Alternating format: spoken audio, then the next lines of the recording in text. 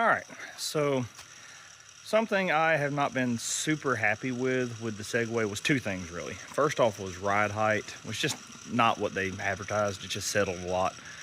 And so the first thing I did to try to fix that was I bought the Perfex 2-inch lift kit and put it on, and it did. It picked the ride right up, or picked the ride height right up.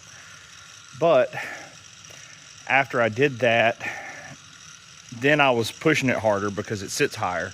And once I realized I was doing that, then multiple times when I went to bogs this past weekend, I basically framed out, or didn't frame out the suspension, I bottomed out the suspension. I used all of it, and it got me looking down a path of, I wonder what different shocks I could put on it. And I know some people have been putting the Vertex and the M3 or M1 shocks off of the Polaris Ranger XP on it.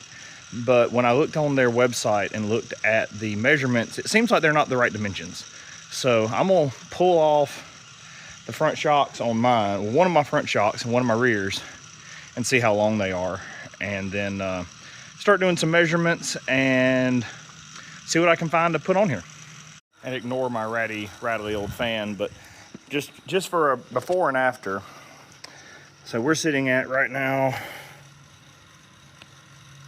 I don't know, we'll call that, at least on this particular piece of dirt, if I move it right there, it's different.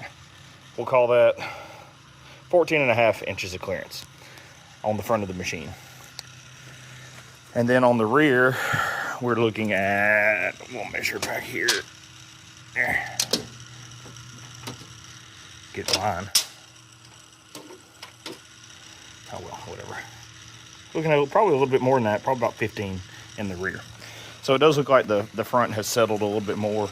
Also, I don't have the preload all the way up in the front because it was riding rough. But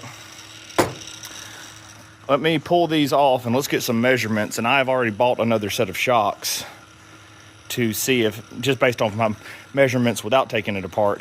But we're gonna look at this, then look at what I got in those two big boxes and see if we think we can make them work. So I just want to show this. This is the new shocks that I ordered for the Segway.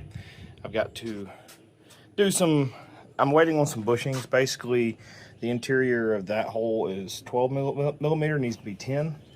And so I've ordered some bushings to put in there to size it down so I can use my factory bolts and not have to drill my factory shock mounts. But yeah, these are true. Well, first off, let me just show, these are actually Can-Am axles and engineered for longevity and all terrains. Cool. But yeah, these are the two shocks. They're actually the shocks off of a Can-Am Maverick Sport XMR, XRC, or XTP. But they do have the position clickers. Mine has 1, 2 very positive clicks. The other one's the same way. One of them's for the front, one of them's for the rear. So I'm gonna do some fabric cobbling over the next couple of days and hopefully have some good information for y'all. It's gonna be kind of difficult to get on camera, but I'm gonna try. So when you're looking at the shocks on those things, this is the front of the Segway. With the lift kit, basically when you measure a shock, you measure a couple of different dimensions. You measure the complete extended length, which is from that top bolt all the way down to the bottom mounted suspension point. Since I have a bracket lift on here, it kind of looks like I have two. That's how long the shock was from the factory, and after the lift kit, that functionally makes the shock that much longer. So when I get in here and try to get a measurement, let's see if I can do this. Okay, so I got the tape measure in place. So I'm up here. It doesn't look like it, but I am pretty much in line with the top shock bolt. We go all the way down here to the bottom two shock bolts, which is those two. If you look at that, the bottom shock, or the factory shock, it looks like it's about 22 inches long. And after we do the lift kit shock on there, or the lift kit bracket, it drops it down to 23.25-ish, somewhere around there. So that tells me that the maximum extended length of this whole setup is about 23.25. And I call that the max because right now I can still turn my hub and I don't get any binding in the axle. So I feel like it's safe at that point. So I'm gonna take this off. I'm gonna lay a tape measure on it again, and then I'm gonna compare it to the new shocks that I've ordered and see if it's about the same dimension. So here is the old shock and the new shock that I'm looking at using. So old shock is obviously off the front of my Segway.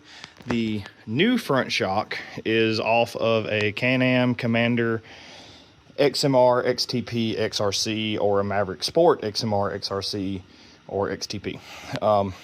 If you notice, it's a good bit longer. So by my measurements here, my micrometer, let's see, we got my tape measure kind of in line up there, down here. We're down here, like what I said, around 22 inches on the old one. On the new one, kind of in line up there, we're at about eyelet to eyelet, about 23. Let me make sure. Yeah, about 23.5 on this. So it's an 1.5 inch longer shock. But what that also gives you is you look at how much more, now this is the factory stopper. I'll be interested to see how much it actually moves. But you look how much more depth we have for the beam, the rod, I don't know what you call it, I'm not a shock guy, to go up into the body here. And since I don't have that bracket lift down here, which was kind of taking up that extra space, I think the distance should be the same. Now, one problem I already knew about. Now, before I ever ordered these, there is another set of shocks I can order that I think would work near about perfectly, but I didn't order those because I like to be extra. But it's the shocks off of a Razor 900S or a Polaris General. They have, they're a little bit shorter, probably 1/2 inch shorter. They're probably the right application for this, to be honest, but I just wanted to use these because I think they look cool. But they also have the Segway factory shocks have a 10mm diameter bolt hole on front and bottom. These have 12s. So what I've done, and this is my idea, is I have bought, where are they at?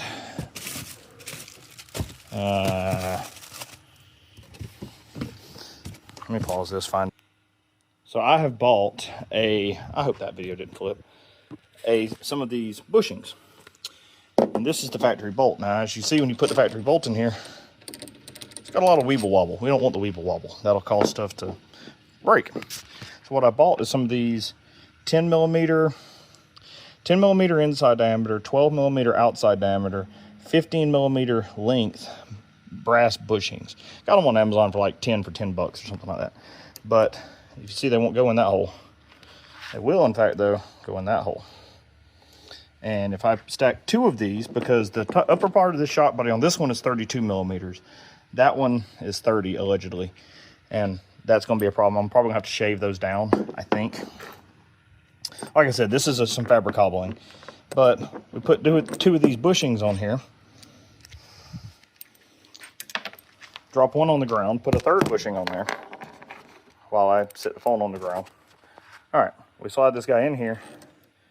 Now she's tight. It doesn't go all the way through, but I think it's going to be enough there to hold it, especially once I shave it down. I think it's going to be good. So let me get to fiddle on with this and I'll get back with you.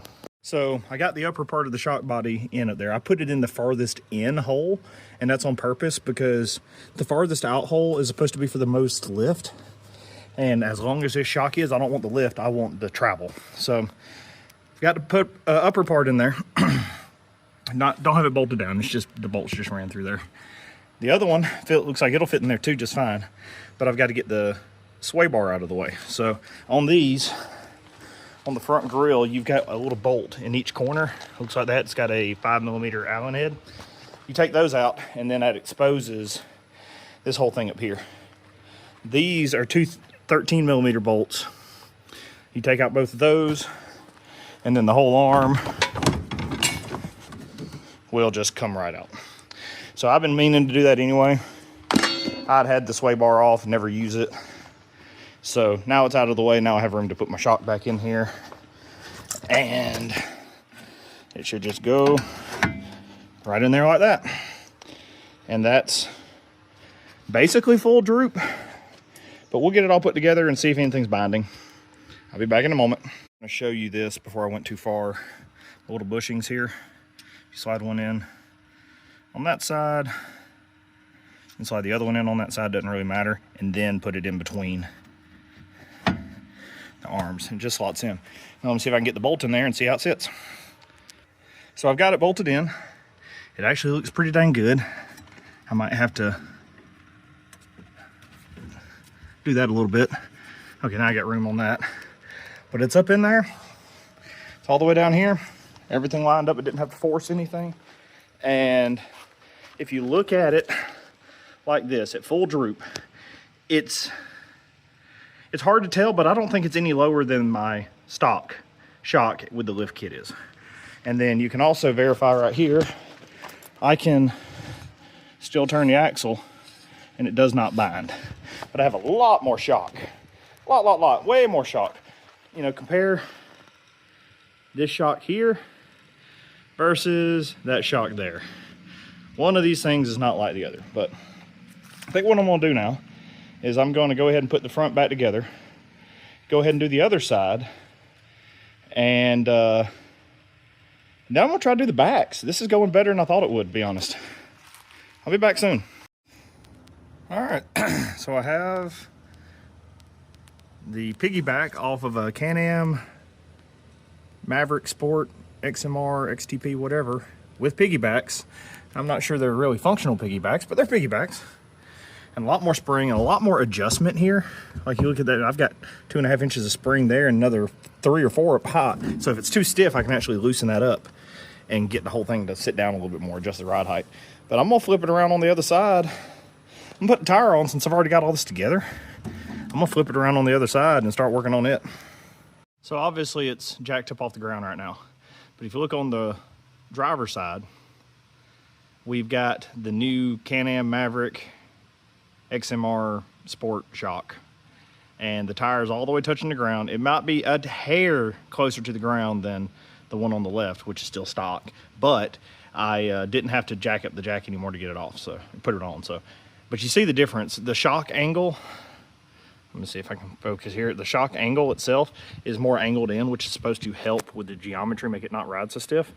And then also, see how much more spring is exposed. I think it's gonna be a good upgrade. I'll let you know soon. So as you can see right here, this is the rear droop at full down travel with the factory shocks and the Perfex 2-inch lift kit. And should still be able to turn the tires. Yeah, they don't bind. The transmission does though. But either way, they don't bind up or anything like that at full droop, so that's why I'm thinking this will be okay. But what I'm gonna do is I'm gonna take this shock out, take that bracket out, and move on the new shock. The bolt for the head of the shock is going in that one, not in the one that it's in. So that'll pull it in away from this this muffler and give me a little bit more travel to allow for a longer shock. The only thing I'm really concerned about is getting it in there, but I guess we'll find out here shortly. One corner off, and here is the difference again between the old shock and the new shock. Again, these are the rears off of a Can-Am Commander. Sorry for the shoddy camera work. So if you look at the measurement here, they're basically in line. It's hard to tell in picture. They're basically in line on that side. So do this a slightly better way. All right, so they're in line on this side. If you go all the way down here, you'll see where, are we still in line? No, I moved. Basically the new shock falls just at the 24, whereas the old shock falls at 23.25, and I had that bracket lift on top of it. Now I am taking the bracket lift out, gonna angle the shock farther back in, take that bracket off, put it in on that bolt that's closest to the frame. Right, well, you can't see it right there. But only thing I'm worried about is getting it through that hoop in the A-arm. So we'll see what happens.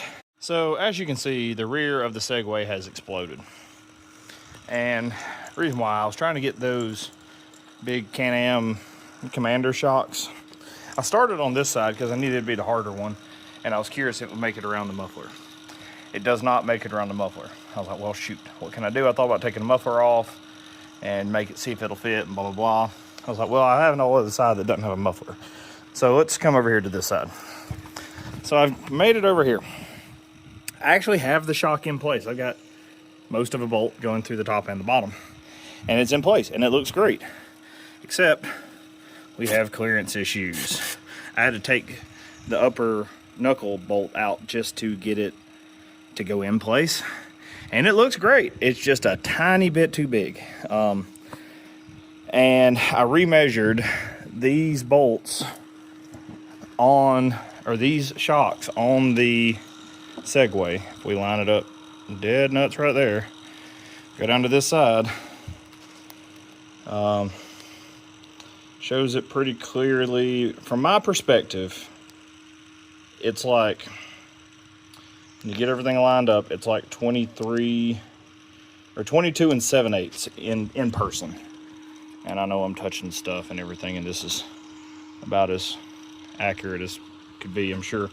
But yeah, you're looking at like 23 and 7/8 for the factory rear shock, total length. And 22 and 7/8, I'm sorry. These are like 23.75, which would be perfect with the lift kit. It's just they're a little bit too big. So I think what I'm gonna have to do for now is I'm gonna put the rear back together with the factory rear shocks. And then I'm gonna go consult the giant spreadsheet of doom and see if I can find another one that'll fit in that spot at the length that I want, which I really want it to be about 23.5 or 24 inches long. But yeah, I'm a little disappointed in that, but I saved the boxes, so I'm gonna try to send the rears back, and then I'm gonna run it with the fronts because they fit great. Yeah, I would 10 out of 10 buy them again, but I haven't ridden them yet. But yeah, let me get it all put back together. I'm gonna take a bumpy dirt road ride, and I'll touch back soon. So I went on my bumpy dirt road ride, and things happened. Fronts are fine. The front shocks, everything works perfectly. That's the purpose of this video. The front shocks work perfectly. It looks good. It rides good. Oh my God, the factory Segway shocks tended to be harsh to me. Like, they would absorb a bump, but it's like it wasn't as good as it could be. These, I can immediately tell a difference. It rides way smoother and can handle like whoops and stuff way better than the factory shocks with the lift kit, than with the factory shocks by themselves, in my opinion. So 10 out of 10 would recommend the Can-Am Maverick Sport XMR, XRC, XTP front shocks on the Segway. The rears, I ran into issues and I was not able to get them to bolt up. So let me flip the camera around and I'll show you what I mean. So the rears, and I've got some pictures and I showed it in the other video. Once they're in place, if you notice, they actually go through this arm on both sides, and the spring was actually hitting there, but there was more issues than that. So beyond that, on the driver's side, you had the muffler that was in the way, and that bolt right there, that's the factory shock mount bolt. Once I put the big shock, the head of the new shock in there, it actually wouldn't go up in that spot far enough to put the bolt through correctly. So I do believe the Commander shocks in the rear are just out. Or not the Commander, the Maverick Sport XMR, XRC, XTP shocks that have a piggyback reservoir are out, because the piggyback is just in the way. You can't make it fit. So I'm looking for another set of shocks now that's about 23.5 or 24 inches long with about a 350-pound spring. And I don't have one on my spreadsheet right now, so I've got to start digging. But what I'm gonna do now is I'm pretty sure it picked the front end up a little bit, so let me get my tape measure and we'll measure that. All right, so after we've got the new piggyback shocks installed, on the front, that actually picked up the front end right up to, I'd say right at 15 inches. Yeah, which it was about, I'd call that about an inch from where it was. In the rear, obviously I didn't change anything, but just to give you a reference point of where this thing kind of sits, about 14.5, almost 15 in the rear. So it is sagging a little bit in the rear now. And something I wanted to measure while I was out here is how much, when you pick this thing up with the jack and set it back down, you really notice how much this spring compresses. So let me see if I can get my tape measure in here. Of course, it's magnetic and it wants to magnetize everything. Let me pause this, get it in. So with the shock in place, pretty much in line with that bolt, and then up there in line with that bolt. It's compressed down to 20.5 just with the weight of the machine on it. So down to 20.5 from 23, so it compressed 2.5 inches just from the weight of the machine. I don't remember the fronts doing it that much, but they just handled the weight. They carried the weight a lot better. So I think I'm gonna try to find me a set of 23 or 24 inch adjustable shocks, like threaded body style, that'll fit in that spot with the 10 millimeter eyelet hole, 30 millimeters across, 32 millimeters across, and either of those seem to work. 30's better though. And start the hunt again. I'm gonna send the rear ones back, but I'm gonna run the front ones. They feel great. And honestly, your front suspension does more work than the rear suspension anyway. It tends to take more impacts that you feel. So I'm gonna work on this some more, but I'm gonna go ahead and close this video out and order some more parts, and I'll be back soon.